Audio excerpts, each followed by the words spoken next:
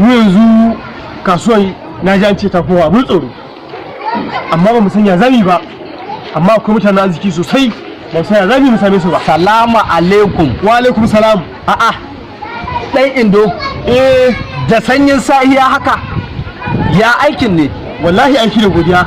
Masha Allah. Ana ta cewa yanzu kasuwa ta koma yadda ta koma. Gaskiya ne wannan. To ina so ne a cikin kasuwar nan ta Dawanau. Kana so ka ce a cikin kasuwar Dawanau? Ina neman wanda zai sayar min kaya sannan kuma ya kai musu inda nake so. Allahu akbar. Saboda Lagos Ondo an horo ta sai naji. Wannan gaskiya ne. To sai na kai kaya ni sun yadda da ni.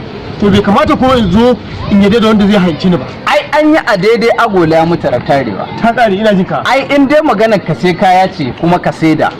Kaga gero, wake, gyada, riɗi, farin wake da kuma duk wani abu da ya shafi kayan masarufi. Idan ka zo ga Alhaji Dahiru Bagobiri, magana ta kare. Alhaji Dahiru Bagobiri. Alhaji Dahiru Bagobiri. Bagobiri. In ka sai kaya wajen shi, sannan duk inda kake so a duniya kai a Najeriya duk jihar da kake so a kai ma kayanka, za a kai ma kayanka cikin kwanciyar hankali ba tare da wani ya zalunce ka ba ko ya cuce ka.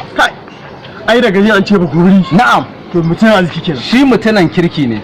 Mutum ne wanda yake gudanar da kasuwar shi cikin tsafta da rihin asiri da amana da gaskiya.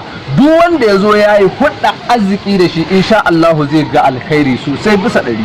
Insha Allah. Shi yasa nake gaya ma shi yana nan a cikin kasuwar Dawanau. Gindin gidan wanka temporary da ka zo nan ka ce Alhaji Bagobiri, Alhaji Dahiru Bagobiri, magana ta kare. Ai ba boyayye bane ba.